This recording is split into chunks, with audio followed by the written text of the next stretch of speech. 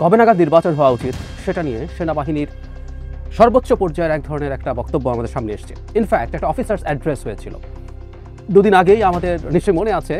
কেউ কেউ বলার চেষ্টা করেছিলেন এই অ্যাড্রেসের মধ্য দিয়ে সেনাপ্রধান নাকি জরুরি অবস্থা জারি করার কথা বলবেন।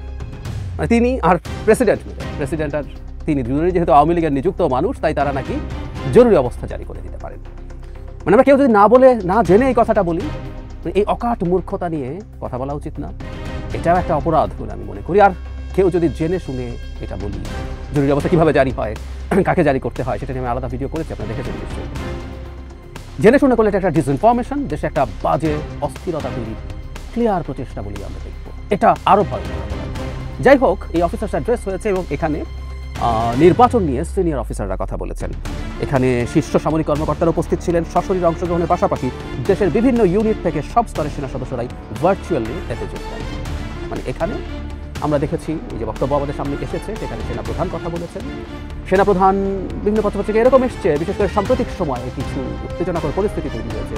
যেন হাসনাত আবদুল্লাহ একটা ফেসবুক স্ট্যাটাসকে কেন্দ্র করে যেখানে তিনি সেনাপ্রধানকে এর মধ্যে ইনক্লুড করেছেন এবং কিছু বক্তব্য এনেছেন। তার বক্তব্যে সেনাপ্রধান কথাটা ছিল না, ভিন্নভাবে ছিল, কিন্তু পরবর্তীতে ইট ওয়াজ এক্সপোজড, যেটা সেনাপ্রধানই ছিলেন এবং সেনাবাহিনীর পক্ষ থেকে এটা স্বীকারও করা হয়েছে। সেটা নিয়ে এক ধরনের স্ট্রেস সেনাবাহিনীর মধ্যে তৈরি হয়েছিল, সেটা তিনি শান্ত করার চেষ্টা করেছেন সবাইকে। খুবই প্রশংসনীয় ব্যাপার। কিন্তু এই সভায় এটা যেহেতু ফর্মাল কোনো পাবলিক অ্যাড্রেস না, তাই আমরা বিভিন্ন সূত্রের বরাতে খবর পেয়েছি। গুরুত্বপূর্ণ পত্রিকা, ট্রাস্টেড পত্রিকা এগুলো পাবলিশ করেছে, তাই আমরা এটাকে গুরুত্ব দিয়ে দেখব। দ্য বিজনেস স্ট্যান্ডার্ড থেকে পড়ছি, এখানে বেশ কিছু ইস্যু এসছে। সিনিয়র কর্মকর্তারা কতগুলো কথা বলেছে। এর মধ্যে জুলাই অভ্যুত্থানের সংগঠকদের একাংশ সেনাবাহিনীকে রাজনৈতিক হস্তক্ষেপের যে দায় দিয়েছেন, সেই অন্যায্য অভিযোগ নিয়ে বৈঠকে হতাশা প্রকাশ করেন কর্মকর্তারা সেনাবাহিনীকে জাতীয় ঐক্যের প্রতীক হিসেবে উল্লেখ করে ধরে বক্তব্য বন্ধের আহ্বান জানান। অতীতে জাতীয় সংকটের সময় সেনাপ্রধানের নেতৃত্বের প্রশংসা করে কর্মকর্তারা তাকে সাংবিধানিক ক্ষমতার মধ্যে থেকে জাতীয় স্বার্থ, জনশৃঙ্খলা ও সার্বভৌমত্ব রক্ষার আহ্বান জানান। তারা একটি অবাধ, সুষ্ঠু ও সর্বজনগ্রাহ্য নির্বাচনী প্রক্রিয়া নিশ্চিত করতে আইনি ও সাংবিধানিক পদক্ষেপের প্রয়োজনীয়তার উপরে জোর দেন। আর একটা কথা খুব ক্লিয়ার, এটা এভাবে লেখা আছে, অফিসাররা স্পষ্টভাবে জানিয়েছেন ডিসেম্বরের মধ্যে প্রত্যাশিত সাধারণ নির্বাচন অনুষ্ঠিত হওয়ার পর তারা ব্যারাকে ফিরে যেতে চান।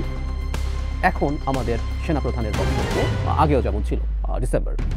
মানে মনে আছে কিছুদিন আগে রাওয়া ক্লাবে একটা বৈঠকে তিনি সভায় তিনি বক্তৃতা করেছেন। এটা ওয়াজ এ পাবলিক অ্যাড্রেস, ক্যামেরা ছিল, দেখতে পেরেছে। সেখানে তিনি ডিসেম্বরের মধ্যে নির্বাচনের জন্য ডক্টর ইউনূসের সাথে তিনি যতবার বৈঠক করেছেন তারা একমত হয়েছিল এরকম বলেছেন এবং রেফার করেছেন। এর আগে তিনি 18 মাসের নির্বাচনের কথা বলেছেন।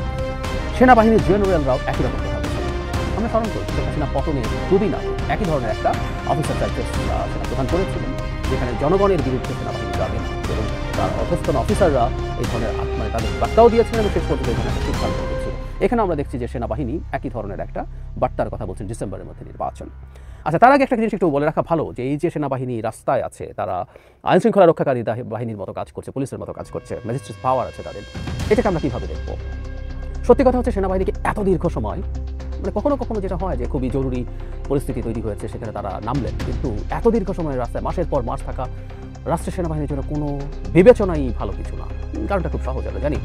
আর তারা যখন অপরাধীদেরকে নিয়ে অপরাধকে নিয়ে ডিল করার চেষ্টা করেন, এই অত্যন্ত দুর্নীতি পরায়ণ একটা সমাজে থেকে, অত্যন্ত নিয়ম শৃঙ্খলা বহির্ভূত একটা সমাজে থেকে এই সুশৃঙ্খল বাহিনীটা শৃঙ্খলা ভঙ্গের আশঙ্কা থাকে, তার নৈতিকতা, তার অভ্যন্তরীণ যে সুশাসন, সেটায় প্রশ্নবিদ্ধ হওয়ার সমূহ সম্ভাবনা থাকে। সেনাবাহিনীর সদস্যরা বিভিন্ন দুর্নীতিতে জড়িয়ে পড়তে পারে, সেই সম্ভাবনা থাকে।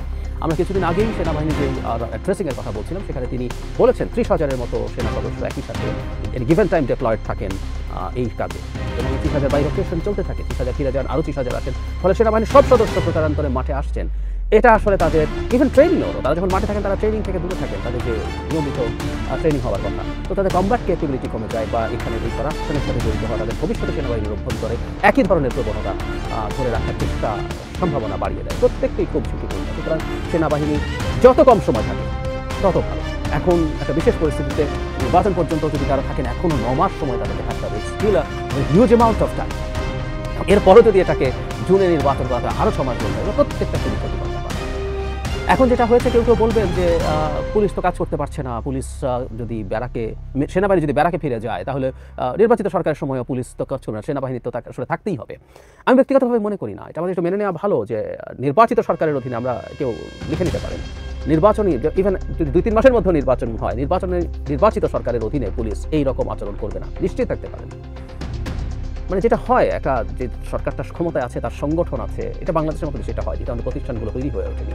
যে সংগঠন, বিরাট একটা সংগঠন যে দলের আছে, তার মাঠে শক্তি আছে, সেই শক্তির মধ্যে থেকে পুলিশ সঠিকভাবে কাজ করবে না, হতেই পারে সরকার চায়। আরেকটা ব্যাপারও কাজ করে, সেটা হচ্ছে যখন খুব অল্প সময়ের মধ্যে একটা নির্বাচন থাকে, এটা আমাদের খুব কমন প্রবণতা। আমাদের সিভিল ব্যুরোক্রেসি, আমাদের পুলিশ, তারা আসলে এই সময়টাতে একটা শিথিল ভাব দেখায়, কারণ তাদের কোন পদক্ষেপ ভবিষ্যতে কী হয় না হয় তারা এইসব নানান হিসেব জিজ্ঞেস করে। সুতরাং নির্বাচিত সরকার ছাড়া আসলে পুলিশও ঠিকঠাক মতো কাজ করবে বলে আমি মনে করি। সুতরাং নির্বাচন হলে খারাপ কিছু হবে তা না, নির্বাচন হলে খুব সহজেই সেনাবাহিনীকে ব্যারাকে ফিরিয়ে নেওয়া যাবে এবং পুলিশ খুব এফেক্টিভলি কাজ করবে। আর নির্বাচনের সময়সীমা প্রসঙ্গে আমরা এবার খেয়াল করছি আবারও অফিসার্স অ্যাড্রেসে অফিসাররা, সিনিয়র অফিসাররা এবং অন্যান্য সদস্যরা যারা কথা বলেছেন অন্তত, তারা ক্লিয়ারলি ডিসেম্বরে কথা বলেছেন।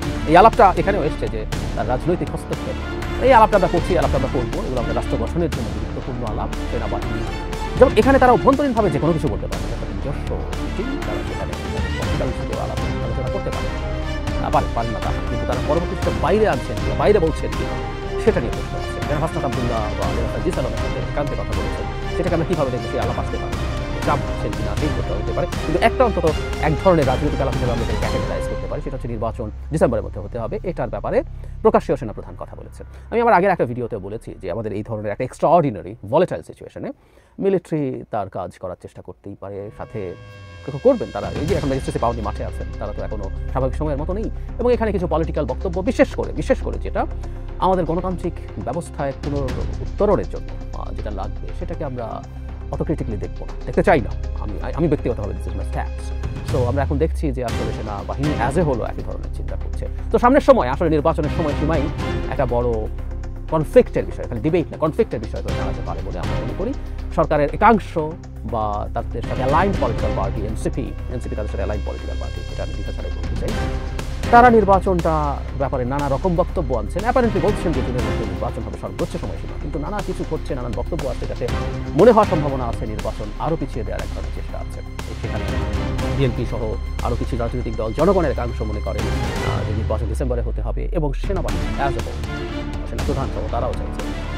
তো সামনে আসলে এই ব্যাপারেই বাংলাদেশে একটা ফল্ট লাইন তৈরি হচ্ছে বলে আমি মনে করি। আমি আশা করবো এই ফল্ট লাইনটা ওয়াইডার বা ডিপেন্ড হবে, আমরা খুব দ্রুতই এই ব্যাপারটাই মেনে নিতে পারবো। সরকার এবং অপরাপর যারা নির্বাচন ডিসেম্বরের পরে নিতে চান, এই ছুটিগুলো তারা উদ্ভাবন করবেন এবং নির্বাচনটা যেন ডিসেম্বরের মধ্যে হয়, এই ব্যাপারে আমরা আমাদের ঐক্যমত্য হতে পারি। এই ডিসেম্বরের মধ্যে এবার যতটা সম্ভব আমরা যদি একমত হতে পারি, অনেক সংস্কার পদক্ষেপ এর মধ্যে